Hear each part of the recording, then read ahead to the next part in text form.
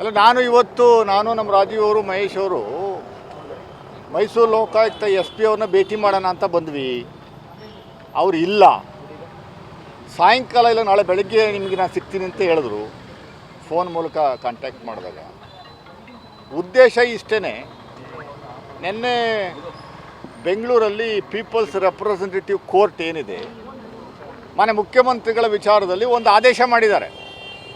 ಸ್ನೇಹಮಯಿ ಕೃಷ್ಣ ಅನ್ನೋರು ಏನು ದೂರು ಕೊಟ್ಟಿದ್ದರು, 50-50 ಅನುಪಾತದಲ್ಲಿ ಒಂದಷ್ಟು ನ್ಯೂನ್ಯತೆಗಳಾಗಿದ್ದಾವೆ ಸೈಟ್ ಅಲಾಟ್ಮೆಂಟ್ ವಿಚಾರದಲ್ಲಿ, ಅದರಿಂದ ತನಿಖೆ ಮಾಡುವಂಥದ್ದಕ್ಕೆ ಲೋಕಾಯುಕ್ತ ಅವರಿಗೆ ಇಲ್ಲ ಬೇರೆ ತನಿಖೆ ಸಂಸ್ಥೆಗೆ ಆದೇಶ ಮಾಡಬೇಕು ಅನ್ನುವಂಥದ್ದು ಏನು ಅವರ ಕೋರಿಕೆ ಇತ್ತು. ಆ ಕೋರಿಕೆ ಆಧಾರದ ಮೇರೆಗೆ ನಿನ್ನೆ ರೆಪ್ರೆಸೆಂಟೇಟಿವ್ ಕೋರ್ಟ್ ಒಂದು ಆದೇಶ ಮಾಡಿದೆ.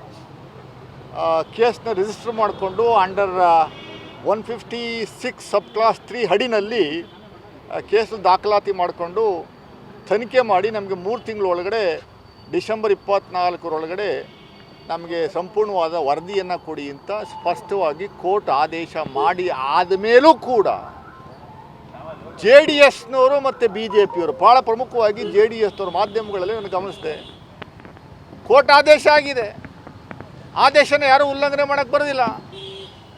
SP ಅವ್ರ ಮೇಲೆ, ಮೈಸೂರು SP ಅವ್ರ ಮೇಲೆ FIR ಮಾಡಿ ಅಂತ ಬ್ಯಾಚ್ ವೈಸ್ ಬಂದು ಅವ್ರ ಮೇಲೆ ಒತ್ತಡ ಏರ್ತಾ ಇರುವಂಥದ್ದು ಎಷ್ಟರ ಮಟ್ಟಿಗೆ ಸರಿ? ಲೋಕಾಯುಕ್ತ SP ಅವರು ಅವರ ವಿರುದ್ಧ ಇಮ್ಮಿಡಿಯೇಟಾಗಿ ಒಂದು ಕಂಪ್ಲೇಂಟ್ನ ಲಾಡ್ಜ್ ಮಾಡುವಂಥ ಕೆಲಸವನ್ನು ಮಾಡಬೇಕಾಗಿತ್ತು. ಸರ್ಕಾರ ಕೆಲಸಕ್ಕೆ ಅಡ್ಡಿಪಡಿಸ್ತಾ ಇರುವಂಥ BJP JDSನವ್ರ ವಿರುದ್ಧ ಈಗಲೂ ನಾವು ಒತ್ತಡ ಮಾಡ್ತಾ ಇದ್ದೀವಿ. ಅದರ ವಿರುದ್ಧ ಆ ವಿಚಾರಕ್ಕೆ ನಾವು ಒಂದು ಕಂಪ್ಲೇಂಟ್ನ ದೂರನ್ನು ದಾಖಲು ಮಾಡುವಂಥದ್ದಕ್ಕೆ ಇವತ್ತು ನಾವು ಬಂದ್ವಿ.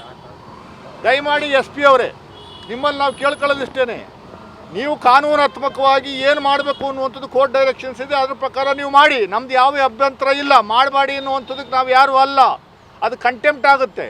ಮಾಡಿ ಅಂತ ಹೇಳುವಂಥದ್ದಕ್ಕೂ ನಾವು ಯಾರೂ ಅಲ್ಲ. ಕೋರ್ಟ್ ಆದೇಶವನ್ನು ನೀವು ಪಾಲನೆ ಮಾಡಲೇಬೇಕು, ಪಾಲನೆ ಮಾಡ್ತೀರಿ.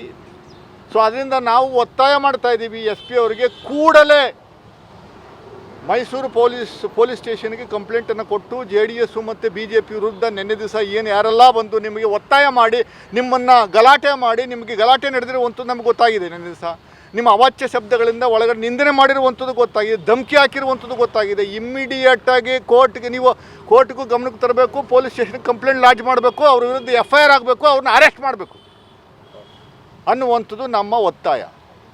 ನೀವು ಪ್ರಚಾರಕ್ಕೋಸ್ಕರ ದಿನನಿತ್ಯ ಬಂದು ಮಾಧ್ಯಮದ ಮುಂದೆ ಸುಮ್ಮನೆ ಸುಳ್ಳು ಆರೋಪಗಳನ್ನು, ಸುಳ್ಳು ಹೇಳಿಕೆಗಳನ್ನು ಏನು ಕಳೆದ 2 ತಿಂಗಳಿಂದ ಮಾಡುವಂಥ ಒಂದು ಚಾಳಿಯನ್ನು ಬೆಳೆಸ್ಕೊಂಡಿದ್ರಿ. ಕೋರ್ಟ್ ಆದೇಶ ಬಂದ ಮೇಲೂ ಆ ಚಾಳಿಯನ್ನು ಮುಂದುವರಿಸಿರುವಂಥದ್ದು ನಮ್ಮ ಪ್ರಜಾಪ್ರಭುತ್ವದ ಕಾನೂನು ವ್ಯವಸ್ಥೆ ಇದೆಯಾ ಇಲ್ವಾ ಅಂತ ಜನಗಳು ಕೇಳ್ತಾವ್ರೆ. ನಾವು ಆಡಳಿತ ಪಕ್ಷದ ಸರ್ಕಾರ ನಾವು ಯಾವುದಕ್ಕೆ ಇಂಟರ್ಫಿಯರ್ ಆಗ್ತಾ ಇಲ್ಲ. ಸ್ಟ್ರೈಕ್ ಮಾಡೋದು, ಮತ್ತೊಂದು ಇನ್ನೊಂದು ಪ್ರೆಷರ್ ತರುವಂಥದ್ದು, ಕೋರ್ಟ್ ಮೇಲೆ ಪ್ರೆಷರ್ ತರುವಂಥದ್ದು, ಪೊಲೀಸ್ನವ್ರು ಪ್ರೆಷರ್ ತರುವಂಥದ್ದು, ಲೋಕಾಯುಕ್ತ ಪೊಲೀಸ್ನವ್ರು ಪ್ರೆಷರ್ ತರುವಂಥ ಕೆಲಸವನ್ನು BJPಯವರು JDSನವರು ಮಾಡ್ತಾ ಇರುವಂಥದ್ದು ನಾವು ಕಾಣ್ತಾ ಇದ್ದೀವಿ. ಇವ್ರ ವಿರುದ್ಧ ಕೇಸ್ ದಾಖಲೆಗಳಾಗಬೇಕು, FIR ಆಗಬೇಕು, ಅರೆಸ್ಟ್ ಆಗಬೇಕು ಅನ್ನುವಂಥದ್ದು ನಮ್ಮ ಉದ್ದೇಶ. ಈಗ ನಾನು ಕಂಪ್ಲೇಂಟ್ನ ಕೊಡುವಂಥದ್ದಕ್ಕೆ ಅವರಿಲ್ಲ, SP ಅವರಿಗೆ ಕೊಡಬೇಕು ಅಂತ ಹೇಳಿದ್ರು. ಅದಕ್ಕೋಸ್ಕರ ನಾನು ಸಾಯಂಕಾಲ ಇಲ್ಲ ನಾಳೆ ಬಂದು ಬೆಳಗ್ಗೆ ಒಂದು ಅಫಿಷಿಯಲ್ ಆಗಿ ಕಂಪ್ಲೇಂಟ್ನ ಲಾಡ್ಜ್ ಮಾಡುವಂಥ ಕೆಲಸವನ್ನು ಮಾಡ್ತೀನಿ.